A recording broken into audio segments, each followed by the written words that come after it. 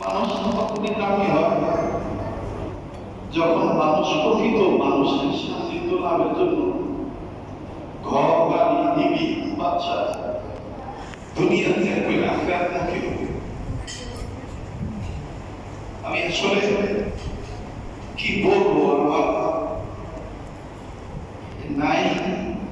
আমি আসছি যে হজরতের সাথে আমি হাত তুলে নিজের কৃতকর্মের যে বিষয়গুলি আছে এদের জন্য সংশোধন নিতে পারে। যেমন এখানে আসার সাথে সাথে আমার এমন একটা ফায়দা হয়েছে যেটা আমার জীবনে আমি কোনোদিন শুনি নাই, যে কোন বক্তা যদি প্রতি টাকা সময়কে বুঝে কোন সময় কি প্রয়োজন আয়োজন বুঝে যদি প্রয়োজন নিয়োগ করে সেই বক্তা আল্লাহ মাফ করে দেন, সেই বক্তার আমলকে আল্লাহ সংযোগ করে দেন। আসলে ময়দানে যদি আল্লাহ আমাকে ধরে আমার কি উপায় হবে? এই জন্য মেরে ভাই বুঝতো বুজুর্গ তারা হযরত ওলামা ইকরাম পাশাপাশি মেরে রক্তে জিগারত হবে আলাদা।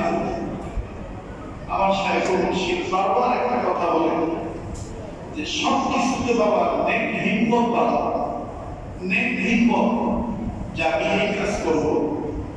আমি বাবা আমি আজকে থেকে হিম্মত করি যে শুধু আমার নামাজ শুদ্ধ করলে হবে অথবা হুজুরদের কথা শুনে আমার নামটাকে আগে বানালে হবে না।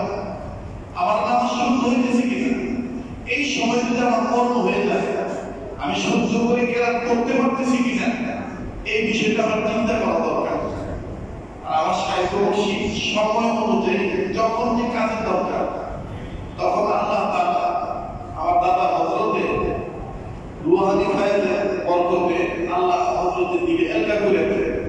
এটা আমাদেরকে ডাকে যে এই সময় বাবা এইটা বলো এইটা বলো।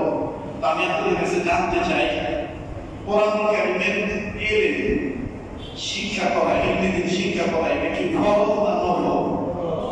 একটু বলেন, আবার বলেন।